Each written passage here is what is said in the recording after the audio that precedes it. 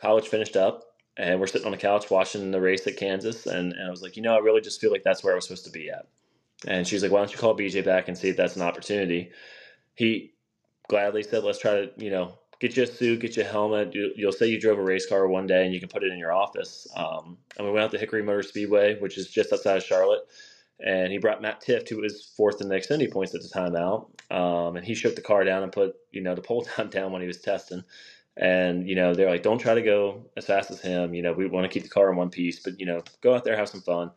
Before the day was over, we were only a tenth and a half off Matt's time. And they were like, you've never driven anything, right? Never. And I'm like, maybe some go-karts at the beach, like that you go play with, but nothing competitive or anything like that. And they're like, well, this was supposed to be like a fun day, but we think you got a shot to go do this. So if you guys got some sponsors behind you, some funding, we really think this is an opportunity for you to, take a chance in motorsports. And from that day on, that's been my full-time job. So never in a million years would have guessed it or believed it, but God had a plan for me to wind up, on that path. And 5 years later, we're still here trucking.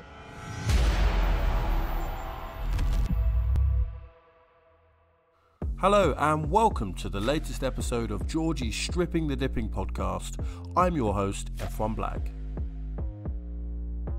And our guest this week is battling it out for the ARCA Menards Series Championship on the road to Nascar. In this week's episode, I talked to Christian Rose, and as you'll have heard, we discuss his incredible entry into the sport, the thrill of being behind the wheel of a stock car, and what it takes to succeed, particularly on the mental side. So whether you're a huge fan of the US NASCAR scene, or like me, you've still got a lot to learn, this episode's for you. Without further ado, here's Christian. Christian, it's lovely to have you on the show. Can you tell us about your sort of earliest memories of motorsport, please? Yeah, I would say as a kid, it's really what drew me to it. I picked up a remote control in my house that my mom and dad had bought me at the time, and I just loved anything with four wheels on it. Just a little boy that loved trucks, trains, cars. I mean, you can go through it. Typical little boy in every aspect, and it was a Jeff Gordon remote. And as a kid, I was flipping through the channels one day and just was able to associate that remote to Jeff, and became a diehard Jeff Gordon fan and really fell in love with the sport of NASCAR. I played, college baseball, and baseball was my route, but, I always followed it, was always taking vacations to the track. I didn't necessarily have anybody in my family that was involved in motorsports. So we would go to Daytona Beach every year, and my family would go to the beach and drop me off at the racetrack. So really that remote at like 3 or 4 years old is what kind of sparked it for me and led to, this world I'm living now. We've had a few episodes speaking to colleagues that are massively into NASCAR. It's something that perhaps only diehard motorsport fans are into on the UK. But I can remember, I don't want to age you here, it's probably the late 90s, early noughties, that DuPont car of Jeff Gordon basically being what we would say in Europe is perhaps the Michael Schumacher of the sport, like dominant, absolutely, like outstanding. What was it that drew you to Jeff, like as a child watching the sport? Well, I mean, at first it was a remote, and then as I grew into watching motorsports, just how professional he was and how he handled his business, how well spoken he was, and just winning. I mean, he went out there and he was the guy to beat. And I grew up watching him when there wasn't a lot of people who liked him. You either loved him or hated him, and he had a lot of haters because he was the best out there. And then predecessor was Jimmy Johnson, product of who he found and believed in, and it was the same thing for Jimmy. So I think I'm always been gravitated to winners in any sport. When you look at the best of the best, and something as an athlete growing up, like you want to kind of watch them and see what makes them so good and how they are able to do what they do. Something clearly makes them separate from the others, and that's really what drew me to Jeff. No, I love that, and I think it's right to observe that in their era, winners aren't always loved. So I mentioned Michael Schumacher just then, but if you look at the likes of Lewis Hamilton a few years ago, or like in every era, you kind of love you love the underdog, and it's difficult to respect in that moment how professional, as you say, how talented those people are that win over and over again. Does that speak to your psyche as an individual? Do you see that in how you approach your own racing? I do. I'm still new to it. I haven't been doing this my whole life, but we've had some success, but it's always constantly studying the grades, and that's what I did with baseball and really anything, is trying to not just in racing, but life, watch how they conduct themselves and how they are. Like Tom Brady, for football was really just the guy to watch. I mean, he brought a fire and a passion, and off the field, there's never been any, bad remarks about Tom or whatsoever. When you look at people like him, Derek Jeter for me, for baseball, Jeff Gordon, just class people, class human beings, and able to be very great at what they do. And I think a lot of the off the field and off the track stuff translates also onto the racetrack. And it's just cool to kind of watch and try to set my career up on that.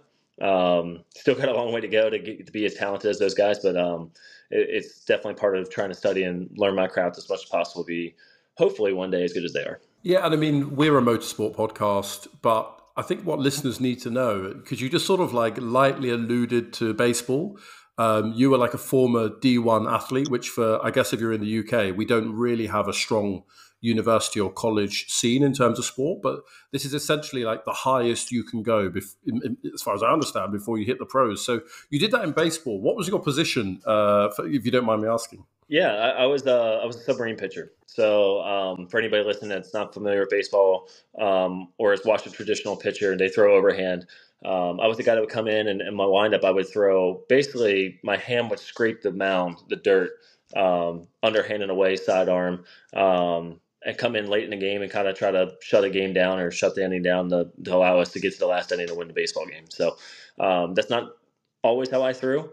I had a shoulder injury my freshman year / sophomore year of high school, and the only way I was going to be able to continue my career without having a surgery was probably going to deter it or even keep me from ever playing again, was to try to adapt and learn how to throw in a different way, and it worked out. And the good Lord blessed me to be able to play 20 plus years of baseball, and a lot of that's translated in my life, and the structure that you learn from coaching and playing at that high level to be what I am in racing now. There's so much to pick into there. I think when I watch people pitch in baseball, it does make my shoulders wince. The motion, it's intense, let's put it that way. But overcoming the injury, and you talked about that kind of coaching mindset about repetition and about like learning and constant evaluation of your technique. Just a bit of a side note, that shoulder issue, do you feel that when you're driving a car? No, not really. It's something you can kind of see if you were standing in front of me, where I could show you like where my shoulder slouched, where it should be. But it was more along the lines of over the top. It didn't really even hurt to throw over top, but the issue was the velocity was gone. How hard I used to throw, I couldn't throw it anymore. It's because my body adapted with different muscles to be able to adapt to the game.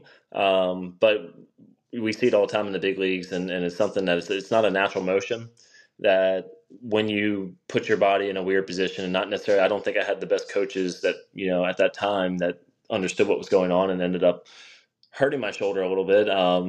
You only got so many bullets, and it just wears out to the point where your body, won't throw it as hard as it used to. And then the only opportunities are to get surgery, and the kind of surgery I was going to need was going to be labrum or rotator cuff. And the big leaguers, the professionals that get paid millions of dollars, the percentage of those guys coming back to anything what they were is like 47%. So a kid in high school, it was going to be probably career ending. So I had to learn how to adapt and throw something a little different. But regards to pain, no, nothing in the car or really daily. Just a tendency of a little weakness when I'm bench pressing or stuff like that. I love that you know the percentage of people that come back in the professional ranks from that surgery. But I guess it's starting to paint a picture for our listeners about your character in terms of like you're studying, the odds, but also sort of the most successful in what you do. While you were at university, I'm just sort of reading a bit about your bio. You graduated with a degree with honors actually in hospitality. Do you see that there's a read across between that and sort of what made you sort of go down that route for a degree? Yeah, I mean, I was very blessed to have a mother that allowed us to travel as a kid. So we got to travel all across, the major cities in America. And it was something that I've always loved to do, and traveling is still something that I'm very passionate about. Stayed in a lot of hotels, and it was something that I was looking into post-college to be working at one of the islands, Turks and Caicos or somewhere like that, and trying to work my way up to be a general manager or something. The translation for me in racing really is the marketing side. Hospitality marketing kind of go hand in hand, and you have to be able to market and sell yourself for sponsors. And a lot of sponsors, they care about performance, but they also care about, can you represent their brand? Can you speak to their brand? And are you very well spoken? And I believe that is something that's, definitely helped me in my career. But yeah, I mean, I got out of college and went to work for Marriott and was with them for about 3 months and working at front desk and bellhop and housekeeping. I mean, the night audit, you can go down. I did everything in a management program and realized pretty quickly that it wasn't something I wanted to do for the rest of my life. In college, it taught me that it was something, but in the real life, it just wasn't for me.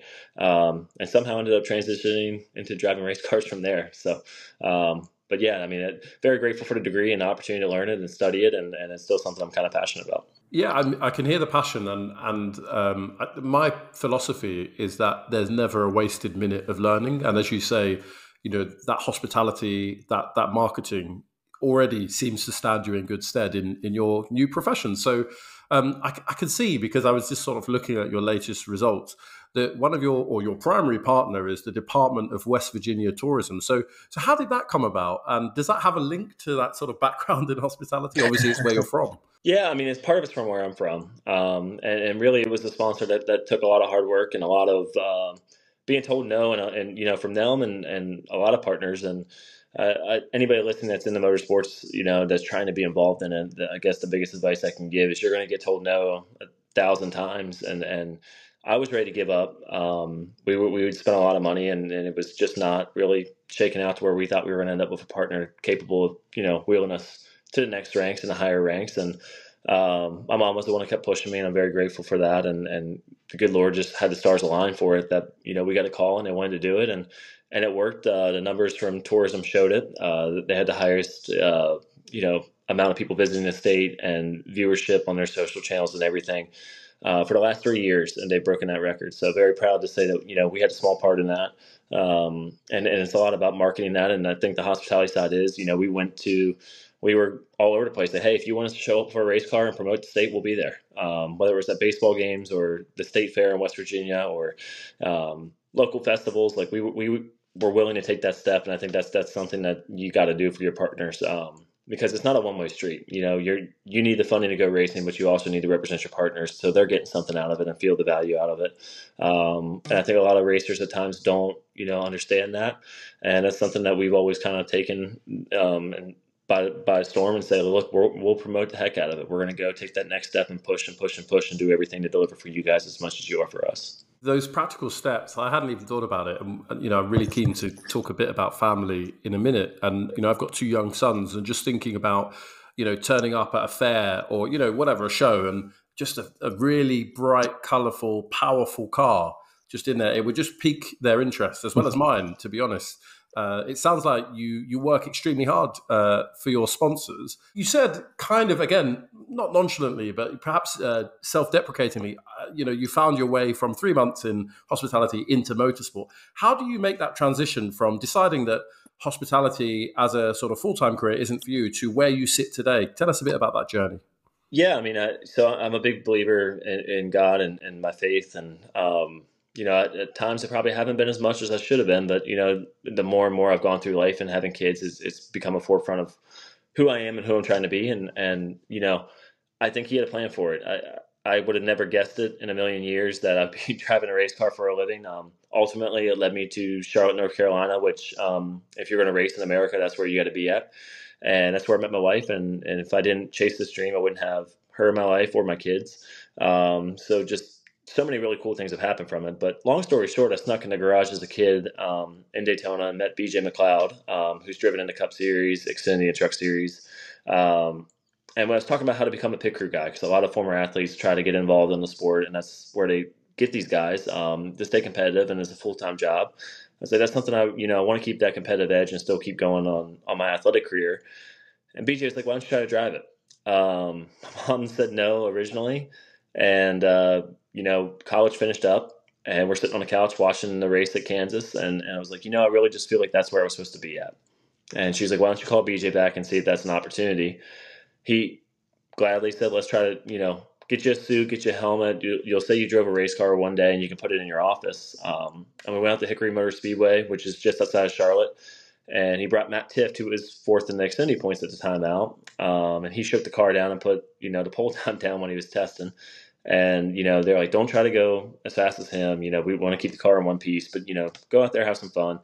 Before the day was over, we were only a tenth and a half off Matt's time. And they were like, you've never driven anything, right? Never. And I'm like, maybe some go-karts at the beach, like that you go play with, but nothing competitive or anything like that. And they're like, well, this was supposed to be like a fun day, but we think you got a shot to go do this. So if you guys got some sponsors behind you and some funding, we really think this is an opportunity for you to, take a chance in motorsports. And from that day on, that's been my full-time job. So never in a million years would have guessed it or believed it, but God had a plan for me to wind up, on that path. And 5 years later, we're still here trucking. I mean, that is a phenomenal story, because we've had many guests on the show that with a motorsport background, and often they get into the sport, or increasingly at a really young age, and it's been something that's been their sort of sole focus. But you're telling me that, okay, we've all been go-karting and done a bit of sort of fun. You got into the car and you were a tenth and a half off of someone that was high up in the Xfinity Point Series, which for those that don't know is, I suppose, if you know Formula 2 or Indy Light. Yeah, say Formula 2. It's like the people that are just about to make it into NASCAR. I mean, what do you put that down to? Did you ever know that you had this talent for driving? Did you have a suspicion? Is it a natural talent? What do you think it is? I think a lot of it was, we talk about, watching and analyzing a lot of sports and stuff. I grew up watching every race. I grew up watching every practice, every happy hour, every qualifying session. Like, I never missed it from the time I was probably 10 years old till that age at 23 when I first got in a race car. And I knew the lingo and I understood what drivers were talking about in a way. And I think a lot of that translated into what, led out to the racetrack. Now, I think some of it was, just fearless and being younger, just wanting to put some time down. But I think a lot of it came from watching for years of what these guys had done. And I really thought we'd kind of go scream out to the top from there. I got a wake-up call in the first couple of races, and then we've gotten better and better and competed for wins and finished third in the points last year in the ARCA Menards series, and we're sitting fourth this year where, we just haven't had luck this year. I think we would be very well in contention for the championship, but we've had a lot of stuff out of our control happen, and in racing seasons and any sport, you're going to have stuff that happens like that. So, but I think a lot of it was just analyzing and studying and just being able to put the product from what I saw into the race car that day. I'm sure there's a great degree of truth to that. I also think you're speaking with a great deal of humility as well, because to be a tenth and a half within a professional driver on your first, that's incredible. I mean, so we've had guests from all sorts of motorsport. Recently we've had quite a few drift races on, but Formula One, more sports car stuff. So in NASCAR, how are you trying to drive the car? My only understanding as a European is that they're powerful and they're heavy. Is that true? I mean, yeah. What are you trying to do to get the fastest time? Yeah, I mean, it's a very interesting style of racing. IndyCar, Formula One, they're basically accelerated go-karts at the highest level possible, and at such a precision focused, you have to be on your game at every point. NASCAR is the same way. The only difference is that you're driving. The best way I can say is if you took a taxi cab, put 4-ball tires on it, dropped a V8 motor in it, cranked it up, and said, "Hey, go turn," and see how fast you can go. That's what you're driving. And the whole concept, I believe, from NASCAR was let's make these things very hard to drive, make them so that it shows who has the talent in that car better than the other guys. What's it supposed to be with stock car? They're all supposed to be similar. As any other, motorsports background or racing, it's not.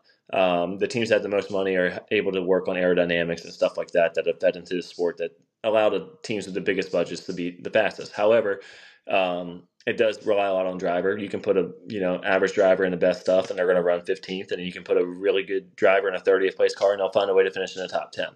The biggest thing with stock car racing is that you're trying to you learn how to use the brake pedal, get on it hard while you're straight. Because if you're in the corners trying to brake, the car's not going to turn. So it's how hard to get on the brake, how hard to modulate it, and then throttle control of how hard you can get in the throttle without slipping the right rear tire.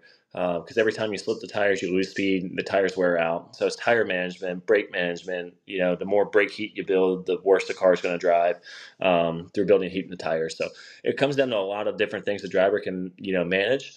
But you're basically wrestling around a 3,500-pound race car that doesn't want to turn at 200 miles an hour every corner you go into. I'll admit I'm a bit of a novice because, I've been obsessed with Formula One since my childhood. But like in recent years, they've invited Kimi Raikkonen and Jenson Button to participate. And, those guys are elite Formula One drivers. They've stepped into NASCAR and they haven't been at the front of the field. They've admitted that while they're talented drivers, they find it difficult. And it does seem like it's a completely different skill set. What would you say your sort of strongest, I mean, maybe you're all around, but what's your strongest attribute, would you say, compared to your competitors? Yeah, I would say tracks that are worn out, tire management, places that we go where it's like, the best way to say it is if you got a freshly paved racetrack or newer asphalt that's not going to wear tires as much, you can get on that throttle as hard as possible, and the banking and the corners are going to hold you.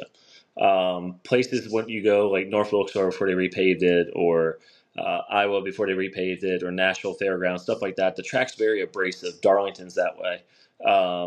So you can get on your tires hard for 3 or 4 laps and it's going to work.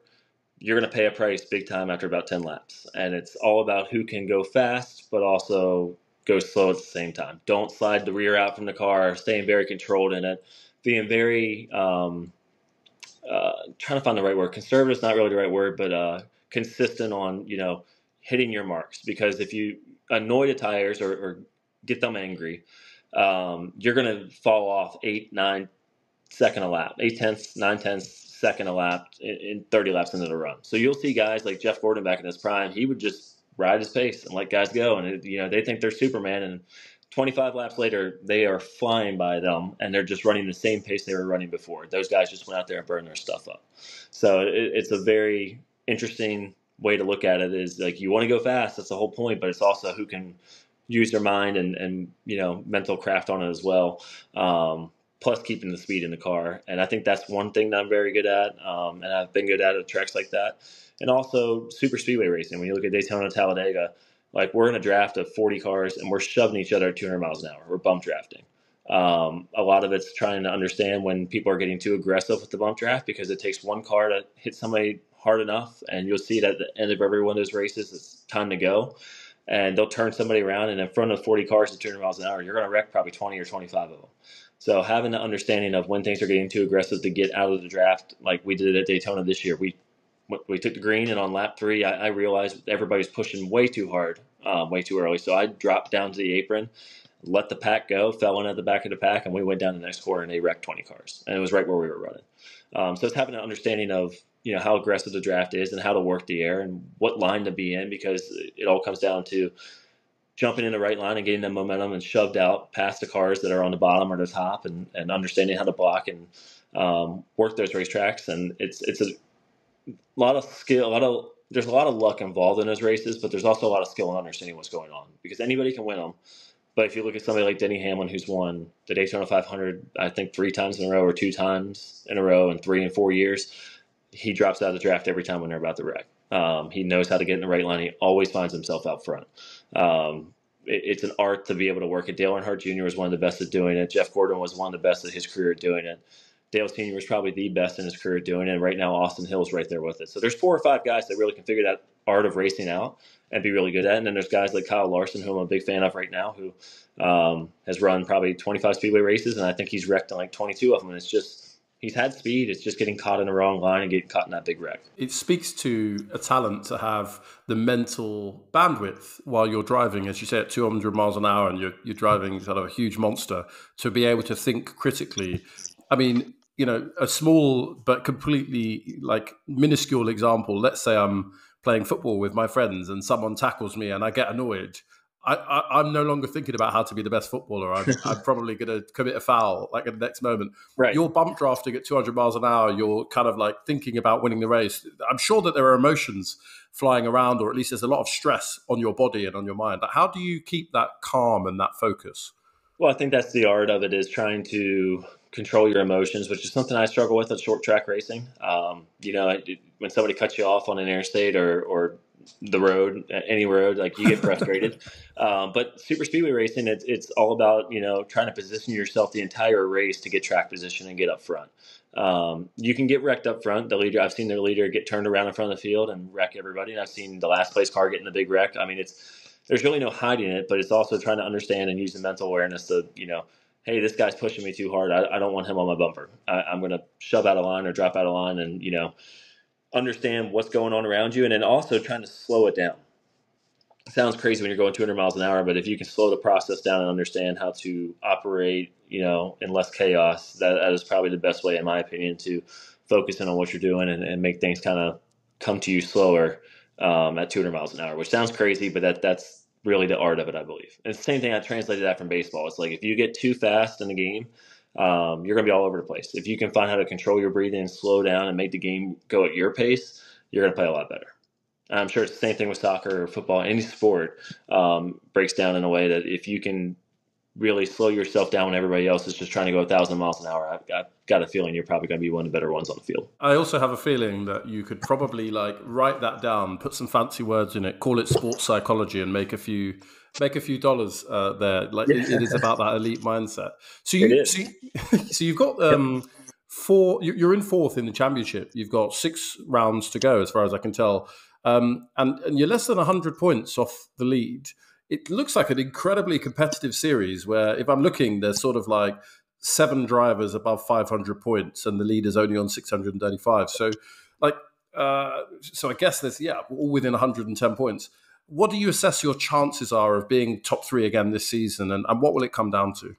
Yeah, I think we can get to top 3. I think we're going to need some help. With the 15 car, I think, there's races where we're better than him and there's races where he's better than us. What it's all broken down to really is that we have had some really big adversity against us this year. We were leading the points after Talladega, and we went to Dover, and we blew a right front tire and hit the wall at about 160 miles an hour and finished 25th. We went to Charlotte. We had a mechanical failure. Same thing, hit the fence.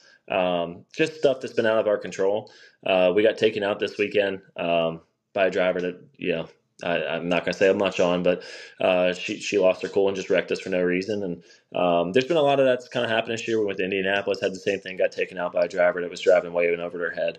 Or I think we'd be second in the points, somewhere around 25 points out of it. So a lot of it's coming down to finishing the races and getting the most out of your car, but also being smart enough and cognizant enough not to put yourself in a position to end up destroyed.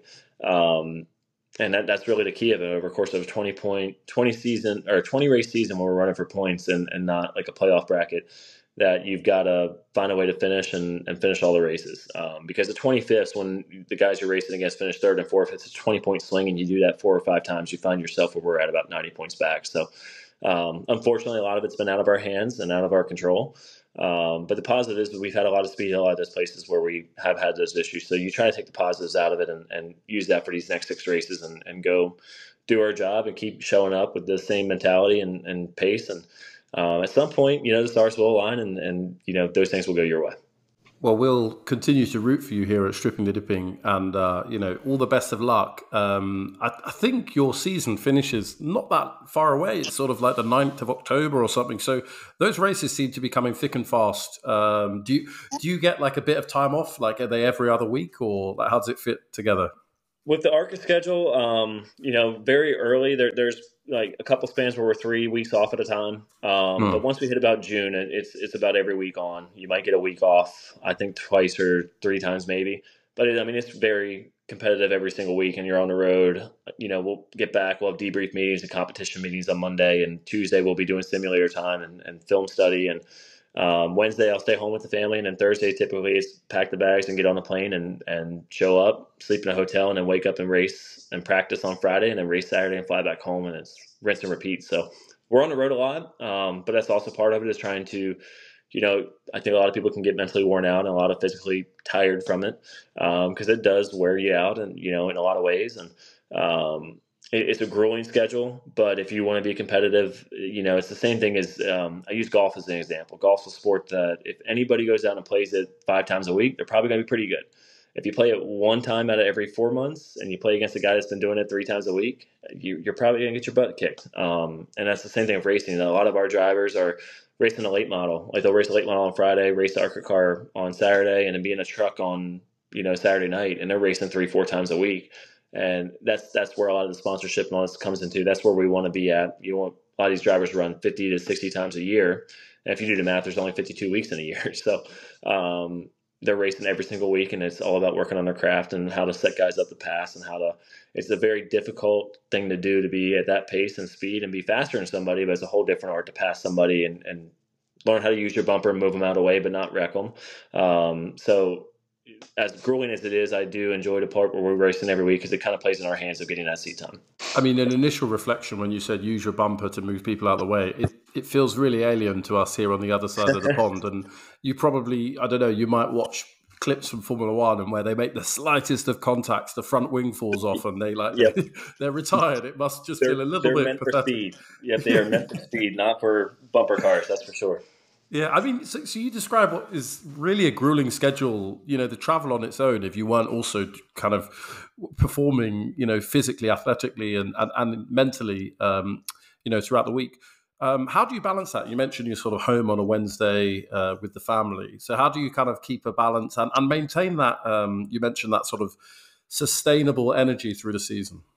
It's difficult. I mean, there are times where, you're exhausted and having children and a wife and trying to keep up with full-time house responsibilities and being a husband and father. It's definitely tough. But, I look at it as a way that I get to do something for a living that I wouldn't trade for the world. I could be sitting at a desk and working in a cubicle and, not really enjoying what I do.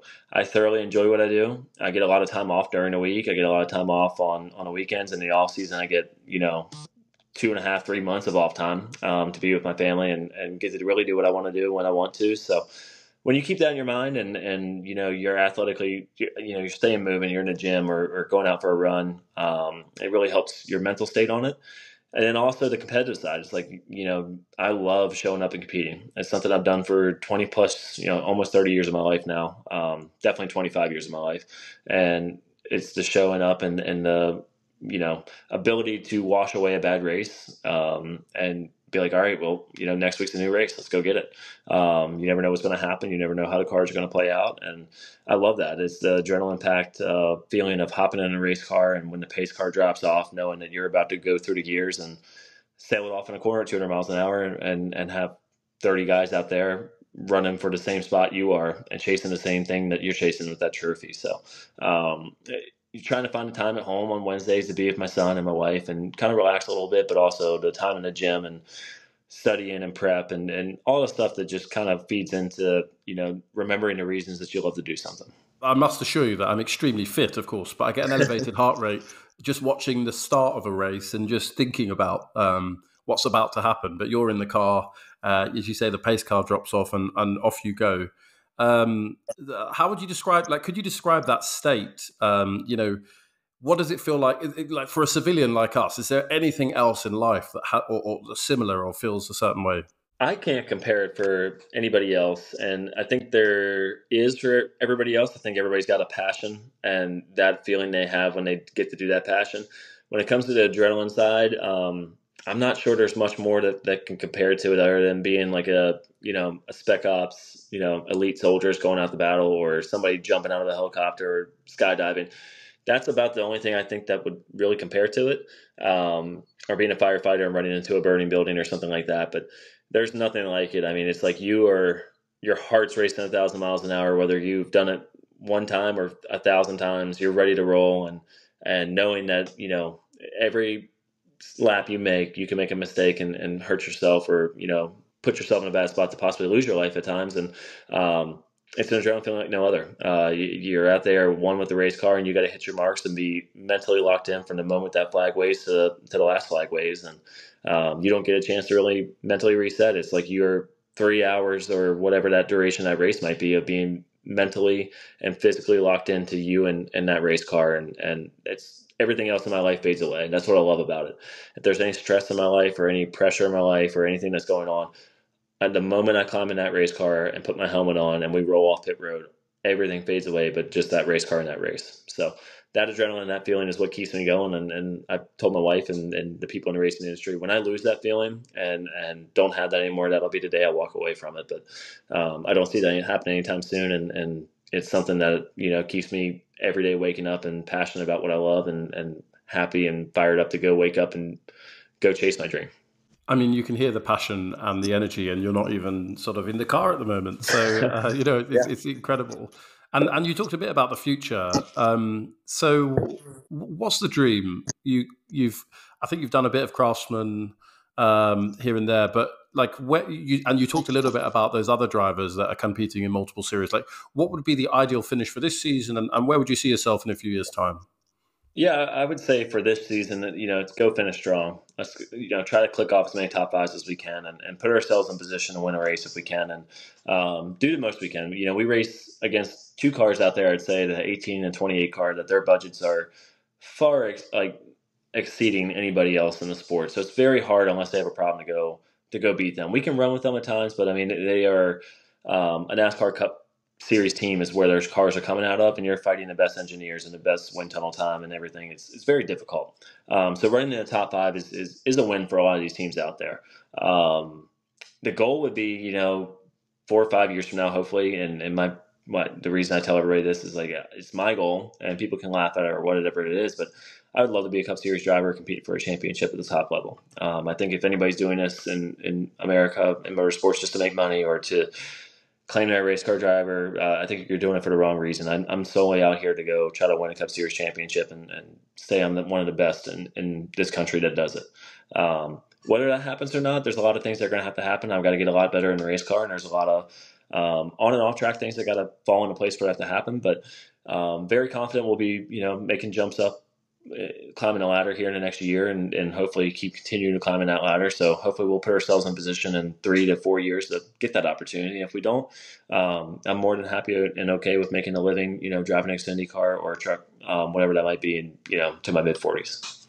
All sportsmen that we tend to interview have an ambition, have a kind of big goal. And without that, I wonder if actually they would be who they are. So Absolutely. It sounds like that's what drives you, and the best of luck. And also, this is the sort of time of year when, obviously we love having guests like you on the show, but they can't tell us everything that perhaps they're working on behind the scenes. So we'll keep our fingers crossed. I don't know anything about what's going on behind the scenes, but I just have a sneaking feeling. Who knows? Yeah, we got some stuff working. Hopefully here in the next 10 to 20 days, we'll be able to announce a lot of really cool things that are coming for 2025. I'm excited about it. It's hard for me not to tell anybody what's going on, but I'm excited to finish the season strong and hopefully carry that in the momentum for what we're going to do in 25. But yeah, absolutely. I mean, this is crazy season. There's all kinds of stuff. I hear stuff every day from the industry and where people are going and what's happening. And it's very interesting when I was a fan, like you are guessing, but being in the industry, you hear about it way before it happens. Like I've known a lot of things that were coming and happening, whether it's been in our building or other buildings. And it's wild to see it get announced and how everybody reacts to it, and knowing that you've known it for 4 or 5 weeks and it's everything you have to not be able to put it out there. So it's pretty crazy. Well, discretion is the better part of valor, as I think we used to say in the UK, and it sounds like you're keeping some cards close to your chest, which is fantastic, and we'll keep an eye on your social media. Before we kind of bring the show to a close, I have a bit of a kind of fan question, which is, you talked at the beginning about being sort of taken in by that sort of Jeff Gordon, as a child, watching him really dominate the series. Have you had the opportunity in your career thus far to meet the guy, see him around the industry? Yeah, I mean, not Jeff in particular. I've met him a ton as a fan. I was a big diecast fan. That's what I used to go chase Jeff with. I mean, I've got every car that he's ever run, paint scheme wise, and I probably spent way more money than I probably ever should have as a kid growing up on it. But I met him so many times as a fan, and I'm very much looking forward to that opportunity when I do get to meet him and let him know that, I probably never meet my wife or have my kid if it wasn't for him, because I would have never had the passion to get into motorsports. So really his career is what drove me to it, and it led me to so many more things in my life that, I couldn't even imagine. So, but the cool thing is I've gotten to be around so many really cool drivers. Like at AM Racing, we've had Joey Logano, who's a 2-time Cup Series champion. We've had Josh Berry in the car. I've gotten to be teammates with Josh at another team before. Chase Briscoe, who's won a Cup race and so many races up and down the platforms. Larry McGreynolds, somebody I've watched on TV, was the guy that used to own the building I used to race out of. I can go down the list. It's been pretty cool to see these guys and get to learn a little bit about them. And the crazy thing is, as a fan, we idolize and see them as, a different kind of light, right?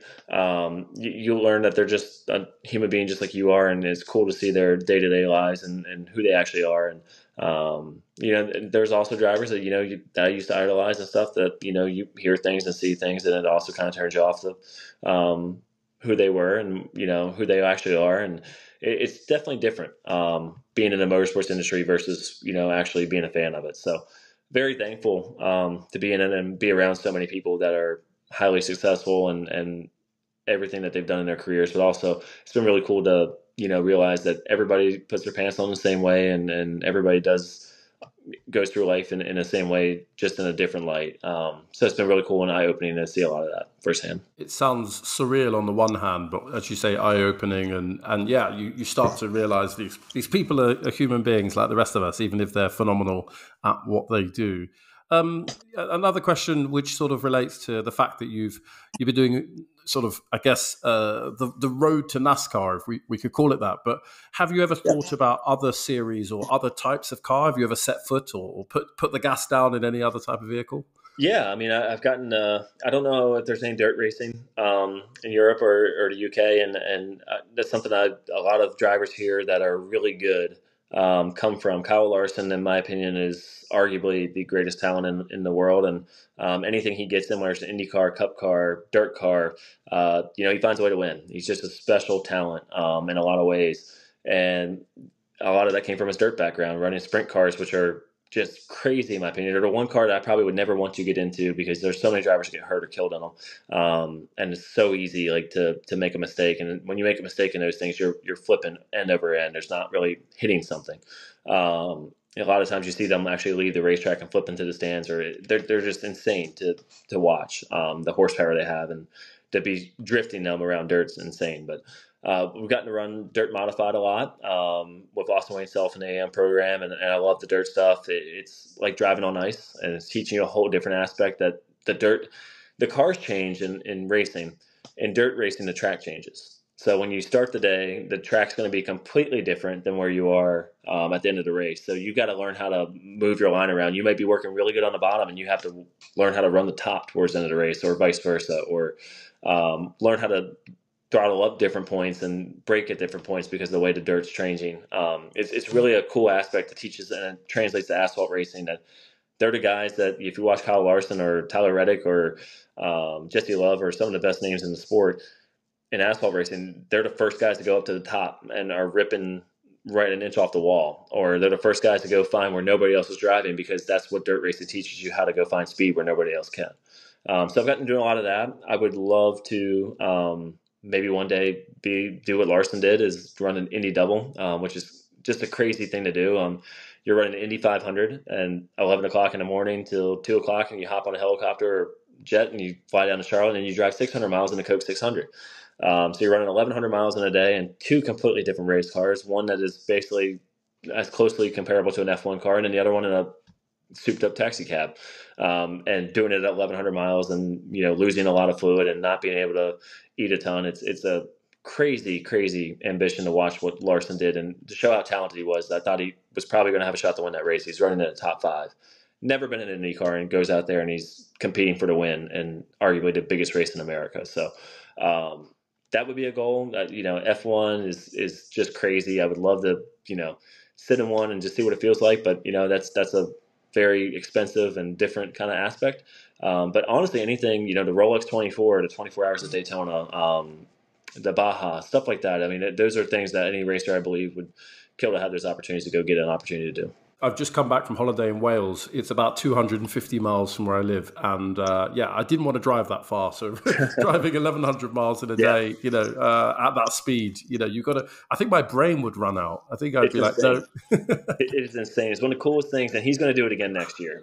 They announced that. I don't know if you followed it at all, but they ended up raining in Indianapolis and started the race way later. So he ended up, and it rained out the Coke 600 after halfway. So they called the race after halfway. So by the time he got to Charlotte, he was just about to go jump in. He was on pit wall about to jump in the race car. They had already started and run half the race, and they had a driver fill in for him, and it rained and washed the race out. So he's like, I'm going to go back next year, and hopefully there's not going to be rain and we can do the real thing. So but just a crazy, crazy wave of emotion day. Two completely different aspects of racing, two completely different styles of racing, and just really cool to watch a driver. I've only seen it once with Kurt Busch in 2014 and Tony Stewart's done and Robbie Gordon. Those are the only four I think that have actually attempted to do it. The word old school probably gets bandied around a lot, but we had Mario Andretti on the show a couple of years ago. And Yep. when you look at his career, he drove everything.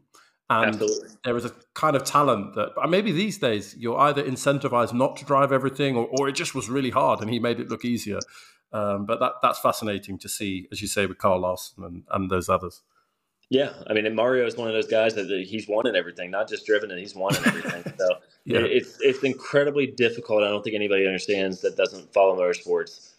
Playing a sport and winning is a team sport, and winning is a lot easier. It's still hard, but when it's an individual driving a car, it's a team sport still. But when you have an individual in that race car that determines so much that happens, and then mechanical failures and motor failures, and people that can wreck you out of a race. There's so many factors. Pit crew. You have to have the best pit stops, the best engineers, the best adjustments. You have to have so many things go your way, whether it's a go-kart or whether it's an F1 race or whether it's there's no room for error. You cannot make a mistake at the highest levels of motorsport to win a race. And it's very difficult to do. So when you look at somebody like Mario or Jeff Gordon or Larson or Max or, Lewis and those guys, what's so incredible is, yes, people get tired of seeing them win, but not recognizing how hard it is to win and how many things have to go right, and then watch them do it time after time is something that still fascinates me, and how good they are at what they do.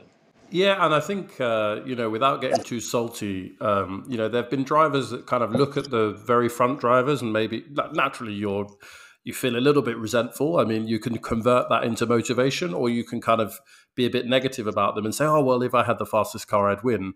But then you see those drivers given the fastest car and they aren't necessarily capable of executing. In Formula One, without throwing them under the bus, you're looking at Lando Norris. Looks like McLaren have probably had the fastest car for the last 6 races, and they've won one race with him and one with the other, and the others they've kind of thrown away a little bit. So, yeah, as you say, at that top level, to be consistent is incredibly difficult. Yeah. I mean, the difference is somebody like a Jeff Gordon or Larson or Lewis Hamilton or those guys, they'll take a 10th place car and win in it. Or they'll take a 15th place car and find a way to run 5th, to where most drivers are going to run 20th in a 15th place car. Just the talent they got to get the most out of their equipment. Kyle Busch is one of those guys. He will hop into anything and wheel the heck out of it.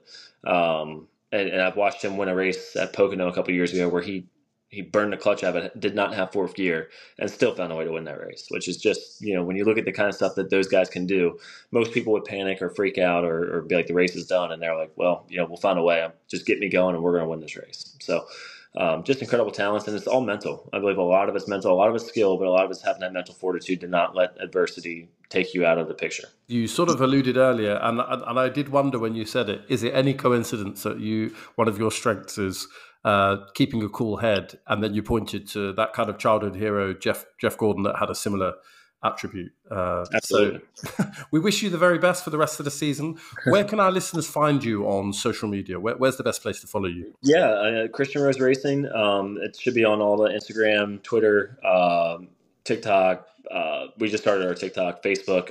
You can keep up with all the stuff we're doing. And hey, man, I hope one day we get to cross the pond and go do some racing over there. And the NASCAR Euro Series is something I'd love to do. Towards the back half of my career, stuff like that. So you never know. Maybe we'll be over there trying to run something, and if not, at least come over there and see some cool racing, because I think racing is cool in every aspect. Doesn't matter what it is, whether it's F1 or NASCAR or what SVG has done since coming over from supercars in Australia. It's still an incredible talent to get in and drive something, no matter what it is. So hopefully one day we'll get over there and get to catch up with you guys. Absolutely. And speaking with absolutely zero authority, we'd welcome you with open arms in Europe. So do keep us posted on those exploits, but we'll follow you on Christian Rose Racing. And you've done well to keep that consistent handle, because I think there's so many people saying, on Instagram it's this, on Twitter it's that. Yeah, no, you've done well. Just trying to make it easy. That's the best way. Hopefully you didn't bump anyone out of the way with your, to make room. But there we are. Look, is there any final message you'd like to give our listeners? Anything to cap off what really fascinating interview, really grateful to have you. Anything else you'd like to add before we go? Yeah, I mean, the only thing I would really add is, anybody listening and it doesn't matter what age you are, if there's a place in motorsports you want to be at or a place in life that you want to be at, it doesn't matter if it's, being a chef or a lawyer, whatever that might look like in life. you'll never get there if you don't jump in. You got to go chase your dreams. It's not going to come to you. And if you work hard, you put your faith in God, and you lead the right life, I believe a lot of those things will happen, and you'll find your place. So I always wish I had people. I was very thankful my mother taught me that at a young age, and I've really been fortunate to work with so many people that have really kind of helped me get to those points. So don't be afraid to ask for help and go chase your dreams, but you got to jump in. It's always going to be a reason why life's going to keep you from doing it. It's always never going to be the right time.